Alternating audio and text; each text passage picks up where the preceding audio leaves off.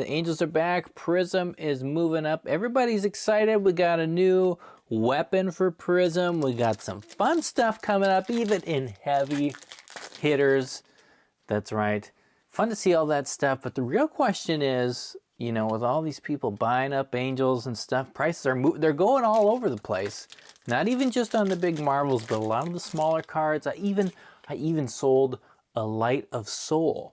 I sold a Light of Soul the other day, and those had not been moving for a long, long time. So there's a lot of stuff going on. A lot of people are excited.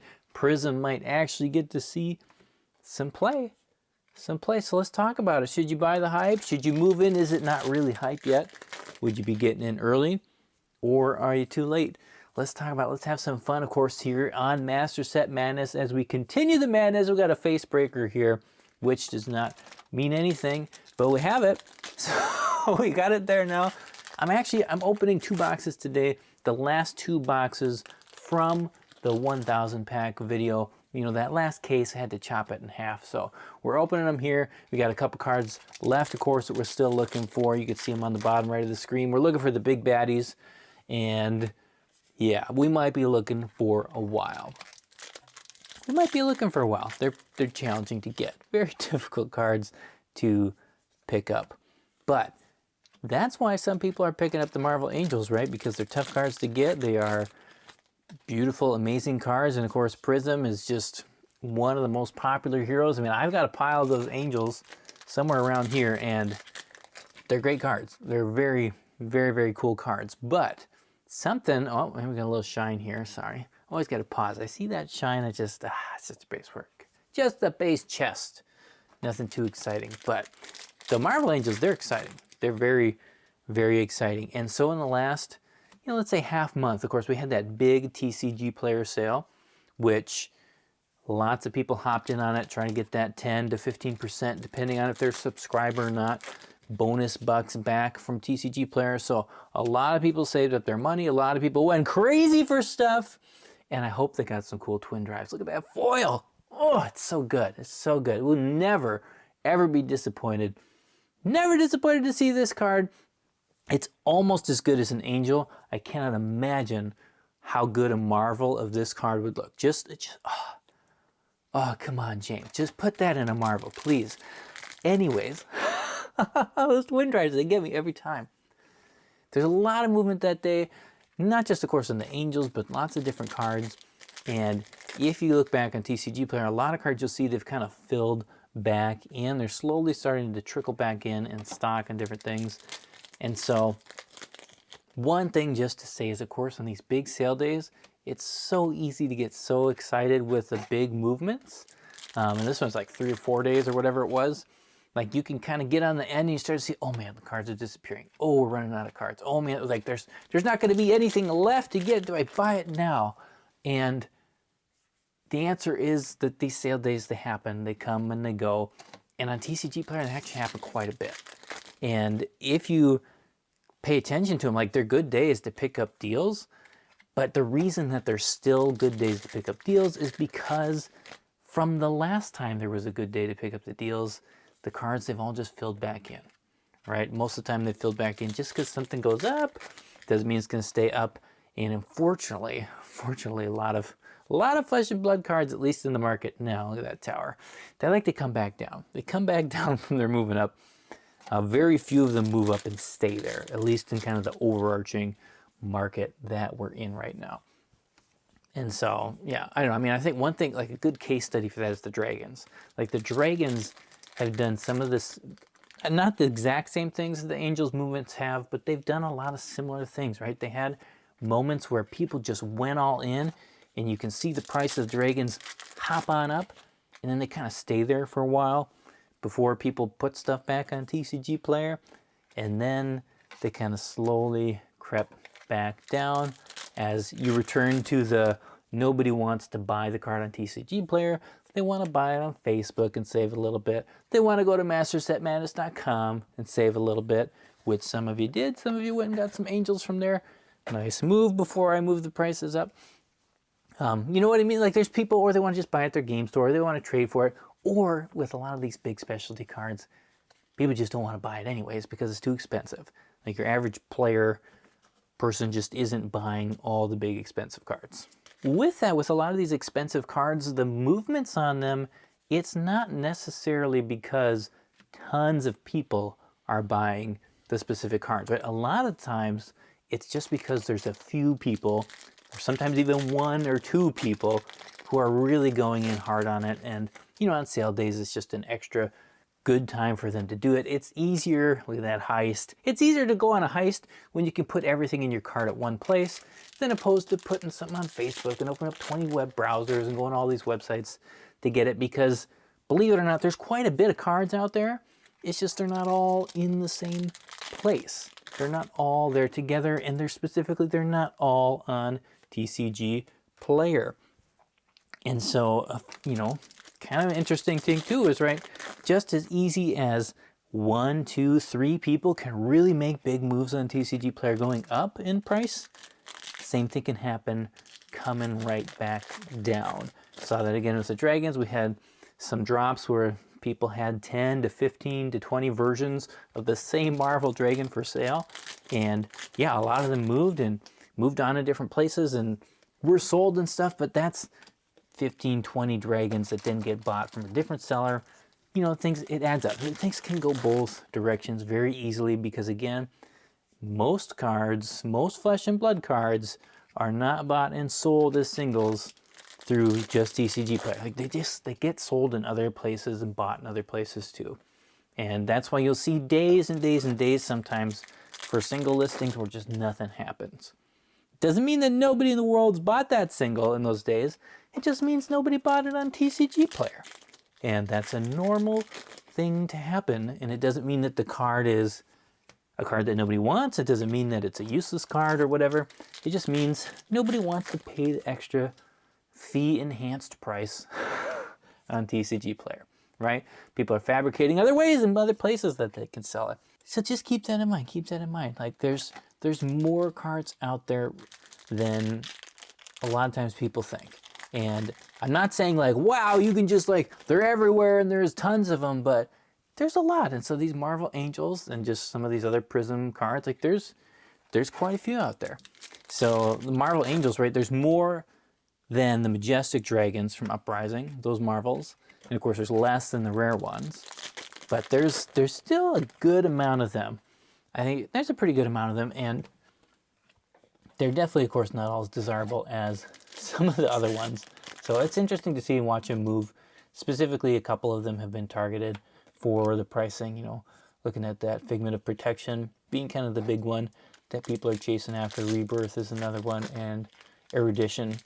Those three have kind of been the targets. There's others on TCG Player where it's still sitting around that $60 to $70 to $80 range, and the cards, I mean, they look good, but they're not all being targeted equally, of course. A lot of it has to do with the play value and just, you know, lining up your targets where you can. Look at that tome. Look at that tome. I have too many of these tomes, so if you want one, let me know. Check out mastersatmadness.com. You send me an offer. I'll sell you one of these. There's so many of them. Anyways, there's a lot of cards out there. And so one of the phrases, actually, when I think about market conversations and different things, one of the phrases that stresses me out the most, that just gets, I don't know, it bothers me. It bothers me. And bless you if you use this phrase. It's not about you, because I hear it from all sorts of different places. Oh, it's the phrase that there's only X available on the market, right? And once you get that, then they're gone. Or you can only get so many of these if you try and bottom all out. And it's like, yeah, that's true in a way, right? It's true. And it's like you always say, well, there's only 10 on TCG Player. And just because you only see 10 on TCG Player does not mean that there aren't 500 copies that people are ready to move and ready to move on, right? Especially, so a lot of the things on TCG Player, so many sellers on there, they list one. They list one copy of it. And if it's a lower rarity copy, like they might list 3 for a playset. It doesn't mean that's all they have.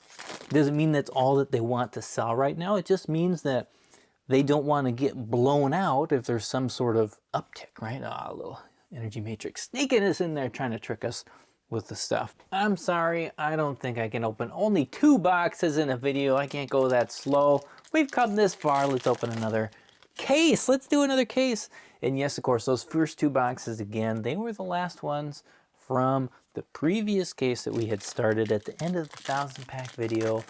And I'm going to be honest with you, I was a little bit surprised at how few of you actually went and entered for that free box of heavy hitters in that video. So if you haven't done it yet and you're potentially interested in a free box of cards because you like cards and you want that Kasai Marvel, you should probably go back and check out that video. Anyways, as far as, again, the amount of cards that are available for sale, I do the same thing, right? If you go on TCG Player or on my website, mastersetmadness.com, you will often find that I have 3 of a certain card available, like if it's a play set for Majestic or something else like that. And then oftentimes I only have 1 available for cards that are legendary, right? So whether that's an equipment piece or a Fabled or even something like Marvels, I don't always list all of the copies that I have available. And I often have more copies available than what you see. And so that's just me. I'm just one guy here opening far too many packs by myself. Now you go to some of these other stores and you extrapolate that all about, like, there's a lot of cards out there. Let's put it that way. Just there's a lot of cards out there. When you hear there's only 8 available on the market, that means there's only 8 right now on TCG Player. And every single day there's somebody somewhere trying to decide, should I sell it? I put it up, take it down. And a lot of the cards, like Marvels, right? A lot of people, they have them for sale and they just don't put them on TCG Player because they look at how often they sell on TCG Player and they think, well, do I really want to waste my time listing this card so that it can sit there for between 1 week to 2 weeks to 3 weeks, 4 weeks to 2 months and nobody's going to buy it? Right? Because if you're going to sell it, you got to be at the bottom and then you list it and then somebody else, they come in and they just sneak in a penny below you and then they get that sale, the one sale for that card for the week. And then you're just hoping that nobody else undercuts you before the next one that comes the next week or the next month. So point being, there's cards. There's quite a few. I'm not saying there are millions of Marvels out there. There's not millions of Marvel Angels, but there's also not 0. There's definitely not 0. There's quite a few. There's quite a few, and you know, really, again, those Marvels, it's more of a collector's thing at this point than it is just your average person building a deck. Because, man, if every person who was playing Prism out there was buying up the Marvel Angels to play, you would see even less. You would see even less. And man, you'd see the price just really rocking on some stuff. But that's just my opinion, right? I don't know the whole print run. I can't see everything. I can't see everybody's purchases, whatnot. But that's my kind of sense of how I'm feeling about them. That there's a decent amount, you know, like not the kind of, again, you're not going to be able to buy 100,000 of them or whatever, but there's a lot. And the other thing that I'm thinking about with these is, just now, as we're starting to get more rotation with Flesh and Blood, more heroes are hitting that living legend status, we're starting to see kind of then how the market reacts to things. We're starting to see, you know, like, okay, here's the new meta, and now there's no ice heroes you can play, right? There's no whatever, you know, lightning, there's no earth, there's different things on there just completely gone, completely unplayable. And so with this rotation, we're probably going to see a lot of things happen in Flesh and Blood in the market that have happened in other games with rotation. Right now, of course, rotation here in Flesh and Blood, again, it's so different. It's so kind of weird where just the hero moves out. But just because the hero's moved out, if there's nothing else left to fill the space for that hero, then it's, in a way, it's like the whole card pool moves out. And rotation in general for most TCGs means that the value goes way, way, way down on those cards that rotate, right? It just kind of it's gone, right? Because your main way of playing it is gone, right? So Magic Standard moves on. When the set moves out of Standard, look at that heist. Oh, there's just heist everywhere. We're heisting it. When the cards move out of standard, right, there's very few, if the card isn't specifically popular in Pioneer, if it's not specifically popular in Modern, in, you know, whatever format you want to have it so that people are still actively playing it and seeking it, then the prices, they just crash. There's too many cards. There's only so much you can have a nice performance for. So here, now once these heroes move on, and the card pools move on, again, it's weird because the whole card pool is not necessarily unplayable in the future, but for the moment, while the hero's gone, like when the Light Illusionist at some point, the new one, the new Prism will eventually go away, right? At some point, maybe, theoretically. But if that does, and when that does rotate, there's not necessarily going to be another Light Illusionist you can play, and you don't know how long, again, you have to wait until the next one comes back. And so in that period, the cards are kind of unplayable in a sense, the value goes down. And another thing that comes back with it is that even though another Light Illusionist might come out, it doesn't mean that it will work well with the previous cards, right? Because generally you design that new, like you design Vincent, it's not meant to play exactly like Chain, right? You want to get some different things going on. You have the new Prism, where you have its whole special ability on the card is with Figments. Well, Figments weren't a thing before. And so what if the next Light Illusionist doesn't have any nice way of making Figments work well? It might not. It might not. And as much as, you know, I think these Figments, these Marvel versions, they're like the best, most collectible cards, I don't know, ever. They look so good. The design is so good on them. The two faces, the detail, some of them, they just look iconic. Like they're awesome, right? But they're awesome like this Tome of Imperial Flame. But just because they look awesome, if at some point in the future they feel unplayable, or they actually are unplayable, you can't play the deck in any version, or whatnot. Oh, this little rift here. Let me just kind of sneak it up. Like, then the price of those is probably going to come down. Even though it's a collector piece,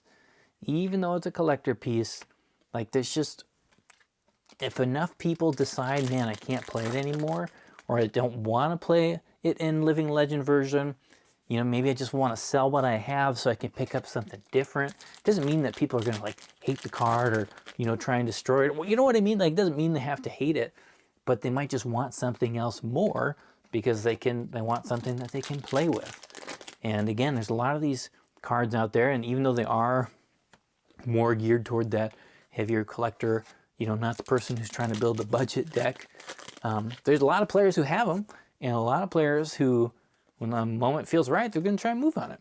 And it's just, I don't know, I'm looking at Fab a little bit differently now with how rotation's going to happen.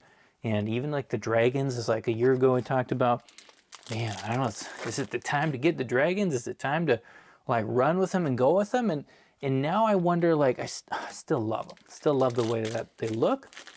But it's, I don't know, I'm thinking more like, I don't know, how long can I wait? Like, how low can these cards go? And the honest truth is nobody knows, right? Nobody knows if all these cards are going to crash down farther, if the gears are going to grind and they're going to go fly into the moon. Like, nobody really knows. And that's one of the reasons that I haven't done a ton of market videos lately about, you know, make sure you focus on trying to pick up this card or that card. And that's, again, because a lot of times we just don't know.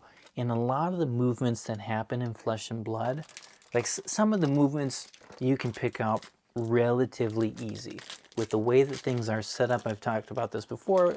You know, everybody knows it. It's like, okay, once you figure out what the next classes are going to be in the next set, there's a pretty good chance that if you buy some of the Majestics, every once in a while even the Legendaries for those classes, because they maybe haven't been popular, you buy them before that set gets announced, or you buy it kind of right when it's first announced before everybody else rushes to do it, you have a good chance you get something, you're going to get some value on it.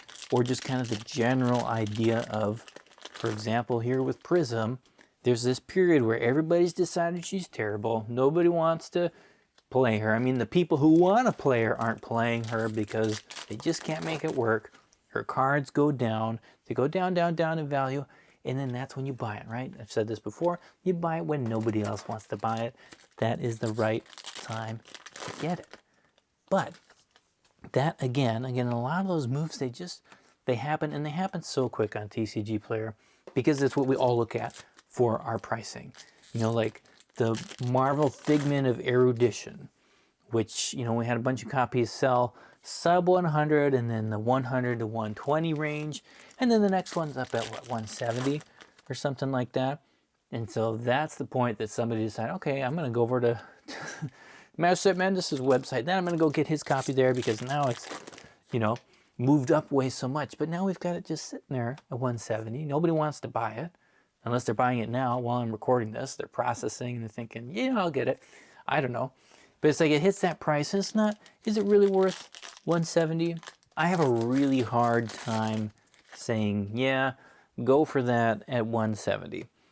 Like, honestly, I think any of the Marvels hitting 200 and staying around 200 for these Marvel Angels, it just seems like a bit of a stretch based on the structure of the set. Like, if I look at the cards individually without the context of the set they came in, like, yeah, like these cards, they look better than to me, they look better than other Marvels from other sets that hold more value. But because of how frequently they show up and how many of them there are, it just seems like it's tough for, I would say for sure, tough for all of them to get way up there and be really heavy, but also seems really tough for even a couple of them to hold that. Now, at the same time, that doesn't mean that they can't. Doesn't mean that they might not spike up at some point and things just go wild, but then I come back to just rotation and it's like this nice little limiter. And so really for me, the thing that seems like would just make them rock and roll is that they're just on top of the game. Prism's rocking. Everybody wants to have that cool looking deck at the event. And then eventually you can't play that deck anymore at those events. And a lot of the people just want to move on from it. And, you know, the more Dusk Till Dawn boxes are going to be opened, and eventually it just hits a point where even for collectors, it's like, okay, this card is super awesome, it's super cool, but then there's going to be a bunch of new super awesome, super cool cards, and you just can only focus on so many of them. Another tome, right? Another tome there. We'll love that. Love to see these tomes. And my hope, of course, is that they create some more Marvels that are just as exciting, if not more exciting than the Angels, right? Like, I mean, I've said it before, I don't know how they're going to top them. I don't know, like, what they can do exactly to do it, but who knows? There's got to be something out there, and I wouldn't be totally surprised if in a year or two, the #1 Marvel that I want to get and collect and open, it might not be those Angels anymore. And maybe it's not because there's not the best looking one out there, but maybe it's just because they're getting kind of older. And you look back at it and you think, yeah, that was cool. It was fun chasing those, but it just doesn't have the same draw as getting a new exciting thing, finishing out a new set, doing something new that's awesome. I don't know. So it's just, I have a hard time seeing these cards going up too high, too crazy. So I would just be patient. And of course, you know, this is definitely, it's not investing advice. It's not anti-investing advice. It's not whatever. You know, you make your own choices of what you think is a good or bad thing. I'm just a dude. I'm just a dude who's opening a lot of packs, who's opened way too many packs, who really loves opening those Marvels, but has a hard time getting too crazy about them, because I see lots of opportunity for growth and rolling and little shines here. Just a Zoom call, a little sneaky Zoom call. But I can see the writing of where, you know, not every piece of excitement will last. Not every piece of excitement will last.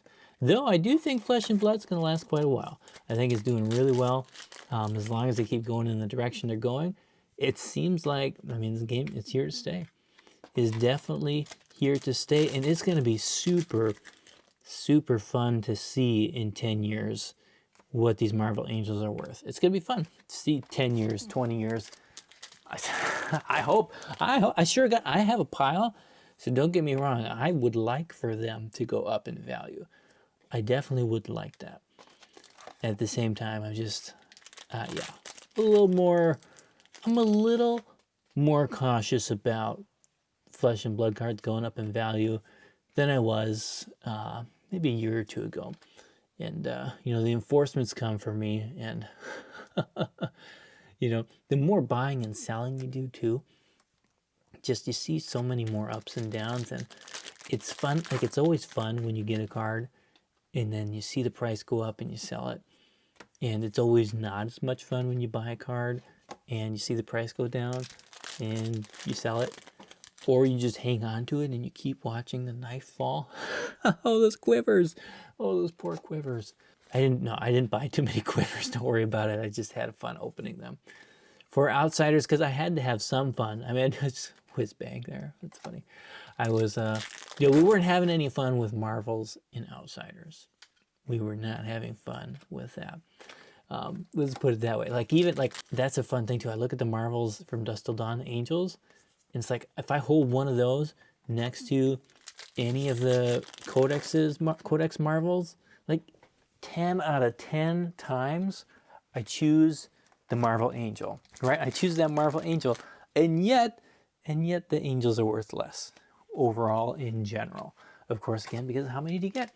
How frequent do you get? So try to, maybe that's just something to remember anytime you're basing your value on what's going to go crazy, what's going to go wild, what's going to move up and down. Always remember the context that it comes in, right? Because the context is huge. It's huge. It's not just, does this card look cool?